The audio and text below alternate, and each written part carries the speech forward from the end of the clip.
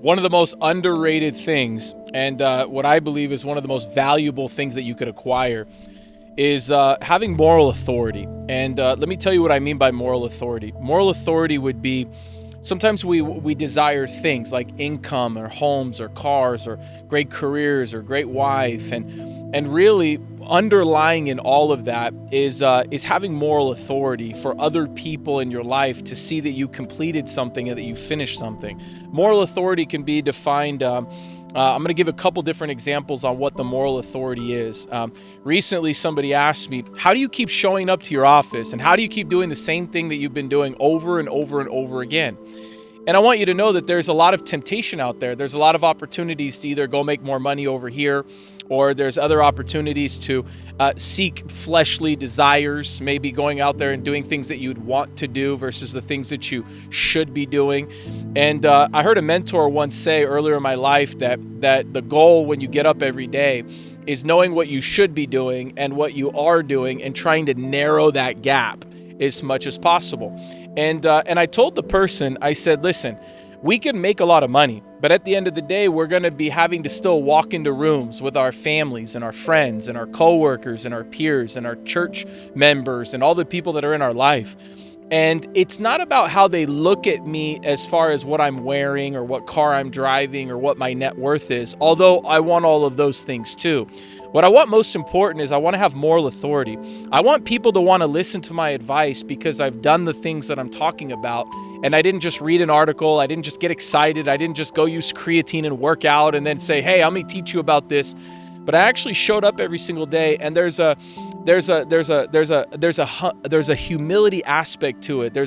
It gives you both extreme confidence on one hand, and then it gives you humility at the other. And we were talking about showing up every day for your teammates. And the person asked me about, liking and loving my teammates. And I said, most of the time I don't even like my teammates. A lot of the times they're annoying. People are annoying. People are frustrating. People get under your skin and they say and do things that they lie. They do things that they say they weren't going to. And there's just this ongoing process. And if you allow it to, it can eat you alive inside. But I realized early on that I don't control the actions of other people. And a lot of people try. People try manipulative tactics. People try to, let me get you to do something. Let me find a way to get you. And instead of trying to get people to do things, I wanted to lead by example in my life. I wanted to show up every day if I told somebody else to show up every day. I wanted to stay through to the end of the meeting, even when other people weren't paying attention. I get onto these Zooms. And I see other leaders sometimes in my peer group, and they're texting on their phone, or they're not taking it seriously, or they're dressed improperly, or their lack of professionalism, or they're sitting at their house when they should be at their office. And it's not about judging. I'm not judging anybody. Don't take offense if you're watching it right now. Don't cry about it. You know it's true. You know what I'm talking about is true. But there's a certain sense of etiquette and professionalism to getting dressed every day, to showing up every day, to maintaining your beard every day, to looking at the Zoom when somebody's speaking, or looking at the speaker when you're in a room when they're speaking. Or if you call a meeting for other people to attend, that you attend. And that when you tell other people to show up, that you show up. And when you tell other people to have a great attitude, that you have a great attitude. And when you tell other people to do certain things, that you do them. And this isn't just in the workplace. This is even in my marriage as well. And I remember early on, like I really wanted my wife to do the things that I wanted her to do, but not by force, but by power. And there's a great book called Power versus Force that talks about this. And I wanted it to be by pure influence. I wanted it to be by love, the way Jesus did it, the way Jesus got other people to want to follow the Father's commands. The fact that in the Bible that the road is narrow and that it's very difficult to get through. And I was doing a study actually earlier today. And it was in the book of Acts. And it's one of the very few times in the Bible it says the name of a street. And this is during the road to Damascus where Paul is blinded by Jesus. And for 3 days he's blind. And it actually says in the book of Acts, I believe it was chapter 9, but you could look that up. And I actually forgot what chapter it's in, but it says straight street. Straight street. And that's like on the road to the straight and narrow. And how difficult that is. And the more you get deeper and deeper in your faith and in your marriage, you realize how much it's incumbent upon you to be a leader first. And the more I read about killing sin and think about, do I even have the capacity to kill sin? Do I have the capacity to let go of certain things that always make me fall? You know, I told my wife a couple nights ago, I said, I fell last night, babe. And she's like, what do you mean you fell? Like, you fell? And I was like, no, I fell. My disciplines dropped. I fell. And she was like, what do you mean you fell? And in a marriage, you got to be careful about this one. And I said, babe, I fell to sugar last night. You know, I've been on a great streak of not having sugar at the end of the night. And I lost to the Starburst, I lost to the cookie, and I lost to that little ice cream cup. And I shouldn't have had it, but I fell. And that's a drop of moral authority if I'm telling other people to do the same thing. And of course, we're human and we can have some ice cream here and there. But let me get back to marriage for a second. I realized that my wife and I were very strong personalities.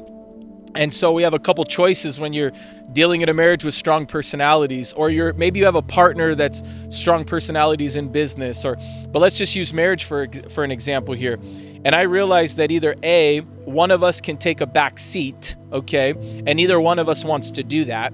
And this isn't about like she knows that I'm the head of the household and she respects me in that regard, but that's not what I'm talking about. I'm talking about the moral authority. And I remember when like we would have like a disagreement, and it would be like sometimes one of us would just apologize just to get through it, just to not have to deal with it. But I didn't want to go to bed like that either, because even though she apologized for something, I could tell she didn't really want to. Or sometimes I apologized and I didn't really want to. What I wanted that heart posture to be like, no, I see an area where I messed up and I'm really sorry, honey, and you're the best and you're my king and you're fantastic and you're the man. I mean, I want that. I mean, any guy that says that he doesn't want that, I think is lying to himself, or he's never tasted it and he doesn't know how good it is, because it feels amazing. But you can't get that by making your wife do anything. You can't get that by telling your wife to do anything. In fact, it has nothing to do with your wife, man. It has to do with the way that we behave. And so I actually went a little bit nuts and I said, well, how did I get things done in my business without telling people to do something, but getting them to do something through watching me do it first? And that's exactly the answer, is that I wanted to be somebody that would stick something out and finish it off. And so this was a trying time in our house, and we had so many moving parts going on, and we had health issues with our son, and there's nurses coming in and out of our house, and we have 2 toddlers under 3 years old, and so they have all these different demands. And then my wife's got demands, and our businesses have demands, and it just felt like, oh my gosh, I used to have peace and I don't have any peace. And I was frustrated. It was really frustrating. And I wasn't getting things at the house that I wanted to get, and I didn't think my wife was giving me what I wanted. And so I remember sitting there and I said, you know what? I'm going to double down on doing more than I've ever done, being better than I've ever been, and coming through more than I've ever come through. And so what I'm talking about is this. There was a time when I remember my wife was like, you know what, babe, like I'm taking care of the kids. I'm doing this. And yes, you're making money, and yes, you're coming back from the office, but it seems, I think this is commonplace in a marriage, especially if you're hard charging and you're making money or you're running companies. I think that there's a point in the marriage where somebody feels like it's imbalanced. Like one member is having to fly the plane a little bit more than the other member. And I think that my wife felt this at the time with me. And I remember earlier in my life, I would have said, what are you talking about? And I would given all these reasons about how hard I was working and what I was getting done and why that shouldn't be the case. But when people are feeling something specifically, they don't want to be told something about how they feel. They just want to be heard. They just want to be heard. They don't want to know whether you agree with their feelings or disagree with their feelings. And I believe that myself, I've done this, but I believe that men do this at times where we want to tell you what we think about how you feel versus just hearing about how you feel. And so I listened to my wife and I didn't agree with her. I want you to know something. I didn't agree. I don't think I've ever agreed since on this particular subject, but I said, what do I do with this moment of not agreeing, but wanting to get something done here? Who's the leader of this household? It's me. Who's the leader of this marriage? It's me. Who's the leader of our companies? It's me. And so if I'm the leader, what do I want to do? Have her lead me? Have her show me? Have her tell me? No. And not from an area of pride or ego, but an area of submission, and say, you know what? You're right. You're right. You're right. This is what needs to take place. So I remember hurrying up and getting everything done at the office, racing home. and getting home and not even and giving a hug and a kiss, and not one of those hug and kisses that's passive aggressive. I'm talking about giving that hug and a kiss where it's like, I genuinely like seeing you, and I'm about to go get to work. And instead of sitting down, instead of getting on my phone or doing something else, because a lot of times I'd come home and I'm still doing work type stuff. And I remember when I came home and I was like, I'm busting out the dishes. Let's go. I'm getting the Windex and I'm cleaning the counters. Let's go. I'm playing with the girls and pulling the toddlers off of my wife so that she could have some peace and quiet. Now, do I believe that I deserve that peace and quiet? Yes, I did. And my wife's going to watch this right now and she's going to go, oh my gosh, is that how you felt the whole time? Yes, it was. I think that it was. However, it's more important to me to have moral authority in my marriage. It's more important to me to be the leader and to have my wife to win her over by killing her with kindness, killing the situation with kindness. I don't like saying killing her, but killing the situation with kindness. And so I remember going, what will she be doing that I could help by doing? And I can't be I'm not going to be the mom of the house, but I was like, I could do this. I could prepare this. I could help out with this. And I was like, I'm going to make the kids bottles. Then I'm going to call the teammates back. Then I'm going to clean the floors. Then I'm going to get the bed ready. Then I'm going to go do this. And I'm going to go do this. And by the way, at the same time of getting my obligations done in my office, getting the obligations done for myself, my wife, and everything like that. And I saw the way she started looking at me was like, man, he's like present. There's a difference between being home dads and being present. I wanted to be present. I wanted to be engaged. I wanted to be there. And I'm asking my mother-in-law, how are you? Do you need anything? Here's somebody, go do something like this. I'm going to go take care of this. And my mother-in-law was like, I could go do the dishes because no, I got this. You do so much around here. You go take a rest. And I'm just looking. And all that I'm doing, is there a little bit of ego behind this? A little bit. Am I trying to kill off the rest of my ego? Yes, I am. It's been a process. But the ego wasn't about being right.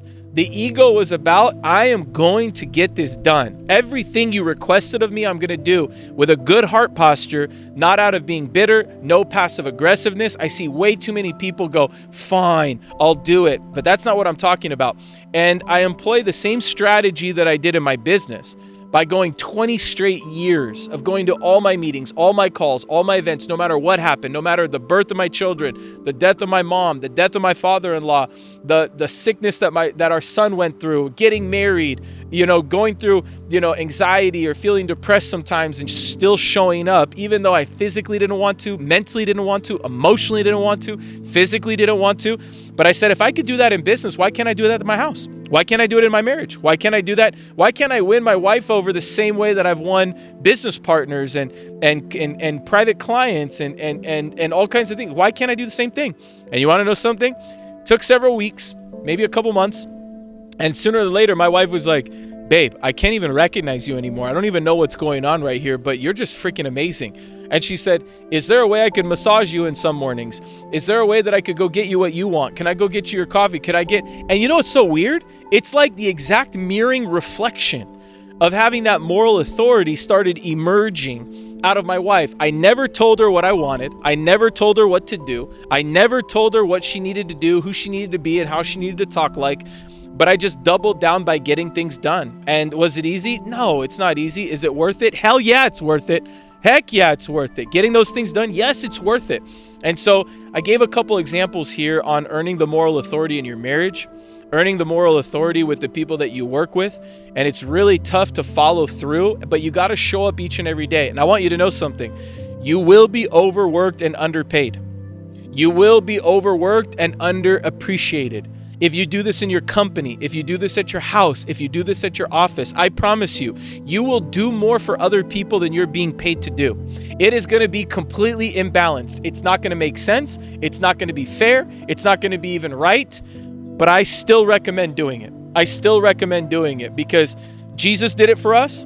And if you want other people to be extremely loyal to you, if you want people to actually follow you, not that you sold them something, not that you recruited them and do something, but that they genuinely get up in the morning and they say, he has my best interests in mind. He's got my back. He wants the best for me. And I'm going to come through for that dude. I want you to know something. That's success to me. I want other people to want to do things for me, not because I tell them, but because they see what I do in the lives of others, and they see that I make a difference in people, and they see that I'll show up each and every day, no matter when they kick at you, spit at you, punch you, talk crap about you, and then you're going to find out that they gossip about you, they do things behind your back, and you still show up and you smile and you say, how are you?